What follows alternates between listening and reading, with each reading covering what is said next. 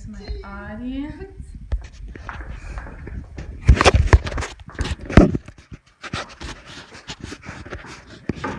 It is commonly said that things in excess are not good. However, it is not commonly said that it can even be fatal for a nation, both literally and economically. And this is the case in obesity. Obesity is a very common issue here in the US, being swept under the rug in the name of political correctness. This is a sensitive topic in an environment where it is equally sought after, or even more sought after, to be political correct and make sure no one is offended, versus addressing the issue at hand.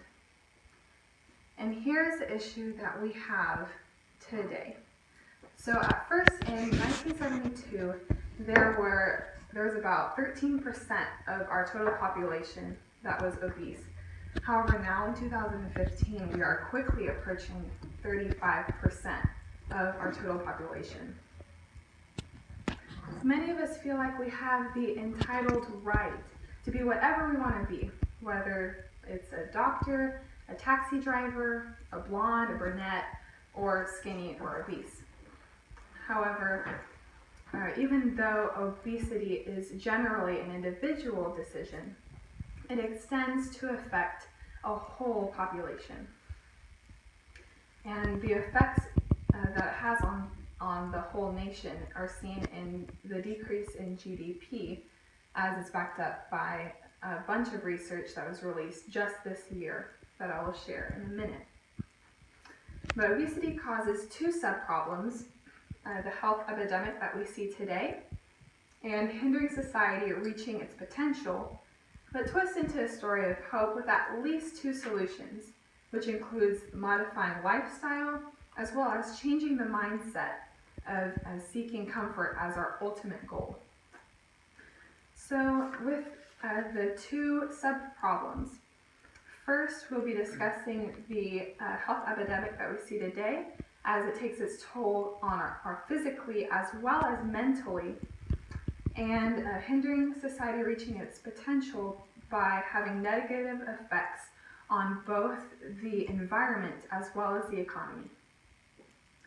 So with the national health crisis, we see that obesity causes a number of diseases and health conditions, being one of the biggest drivers of preventable chronic disease, which comes from a study analysis conclusion by PLOS Medicine. One of the most common diseases that obesity causes is type 2 diabetes. And many people like to think they can overlook this aspect of obesity disease because we have such an advanced medical help that can be assisted to these diseased individuals with medication. However, with a study that has just been released this year in 2015, it has been concluded that medication can even cause cardiovascular morbidity and mortality, as concluded by a Journal of Pioneering Medical Sciences. And other diseases that obesity causes includes cardiovascular disease, high blood pressure, high cholesterol, and even depression. And so not only is obesity taking its toll on our physical body, it even takes a toll on our mental state with decreased mental skills that are seen today. Cognitive control is significantly associated with the relationship between overeating, which is seen in Avent's Children Eating Habits, the Brain, and Obesity article. So as the tendency to overeat goes up, our cognitive control goes down. And our cognitive control includes organization, decision-making, planning, memory, time management, maintaining emotional and self-control, and curbing inappropriate behavior. So all of these processes are used in our day-to-day life, and overeating has its effect on these processes. So we can see how obesity takes its toll on our day-to-day life. And the second problem that obesity causes is the hindrance of society reaching its potential. And so the negative effects that obesity has on the environment has to do with the people who are obese having generally a higher demand for commodities just because of their larger size. And this also is the case with like tall, larger people.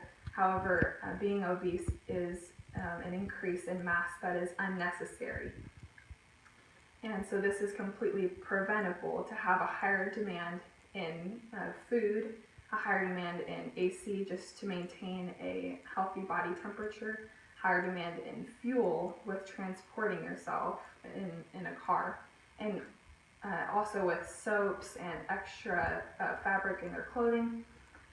And so all these things require a burning of some kind of fuel, which is emitted into our environment, causing larger people, including the obese, which is a majority of larger people here in our nation, these fuels and the emission of the fumes cause them to have a larger carbon footprint.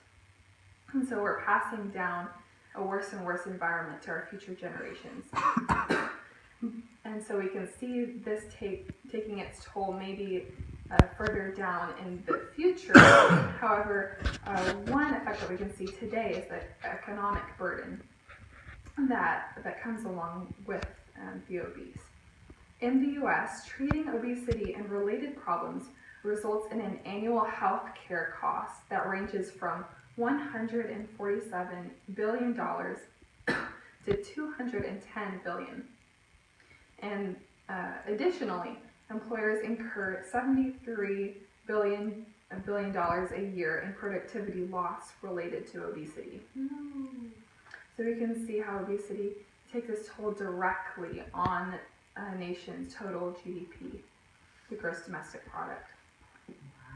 So with all of these problems that obesity causes, there are at least two solutions, which are seen in modifying our lifestyle.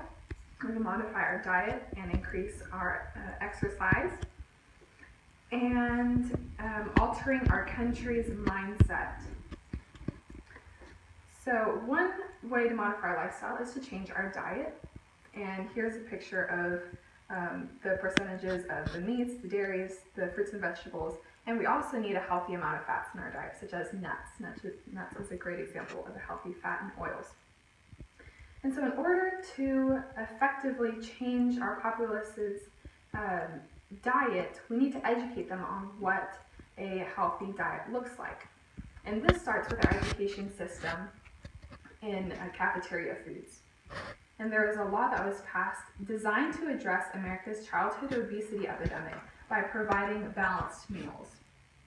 And balanced meals means like having the appropriate amount of dairies, grains, fruits, and vegetables.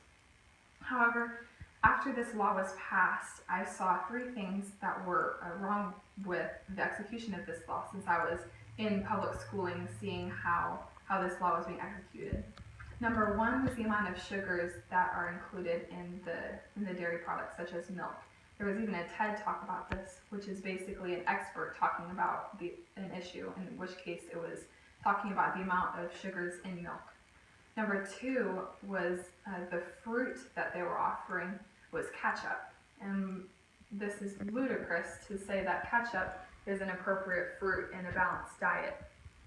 And number three was their also the vegetable that went along with this balanced diet plan, which were curly fries. And this is basically a curly French fry, which has excessive amounts of fat.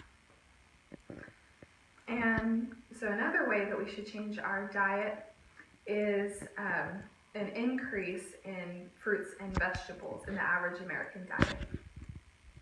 And there's a study where 133,468 people were involved in this study, showing that an increase in fruits and vegetable intake also leads to a decrease in our average body weight. And this is especially the case with overweight and obese people. And a third way we can change our diet is with our proportions. The underlying cause of obesity tends to be overconsumption backed up by the psychological record. And so many people don't really know what their proportions should look like. And so there's something called an equivalence balance instructions that gives you an idea of the different proportion sizes that you should have. And there have been numerous studies using this instruction sheet, and it has been proven to help with the obese. And then the second way that we should modify our lifestyle is with an increase in our exercise. So basically the amount of calories going in should equal the amount of calories going out. And physical exercise helps us burn these calories. And if the calories amount going in doesn't equal the amount going out, if we have too many coming in, then that is stored as fat. And so that is one of the benefits of physical activity. And the other is it helps strengthen our heart, helping reduce our chances of like a heart attack. And also it helps whenever we're in physical activity, our blood vessels and arteries get a little bit bigger, and it helps flush out all of the plaque and other gunk that is clogging our arteries up. So it basically has the opposite effects of obesity, because obesity causes heart attacks and just premature death in general. And then the second solution to the problems that obesity causes is changing our mindset, changing the way that we seek comfort as the ultimate goal. And there are two ways that we seek comfort as our ultimate goal. There's physically and then socially. Physically, we seek comfort by reducing the physical labor that we do, seen in how we technologize all of our different chores that we have, which is very practical and makes day-to-day life much easier. However, many of us don't set aside an allotted time to work out. So maybe we could incorporate activity throughout our day with our chores, such as instead of driving a couple of blocks to pick up lunch, maybe instead walk, so you incorporate a little bit of physical activity into your daily routine. And the second way that we seek comfort is socially, which is one of the most fundamental ways that we seek comfort. And so we seek social comfort by not addressing obesity as the issue that it is. We just undermine the issue that it is, just trying to be politically correct. But we should address obesity as the issue it is by addressing it in health insurance. Health insurance should be based on maybe body weight instead of age, because someone who's 50 can be perfectly healthy, while someone who is 25 can be obese and require much more income and benefits from the healthcare system than someone of 50 who's perfectly healthy.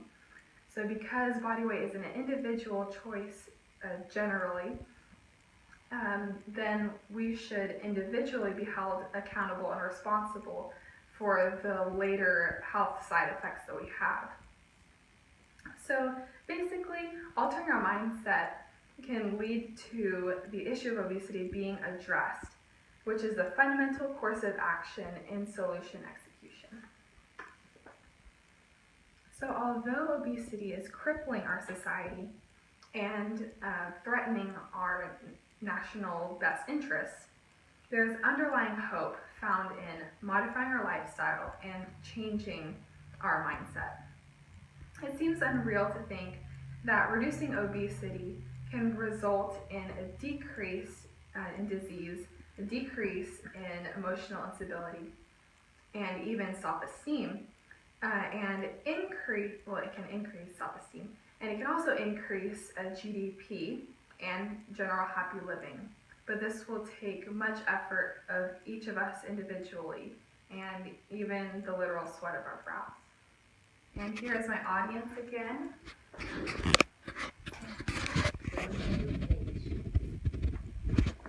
Okay, thank you.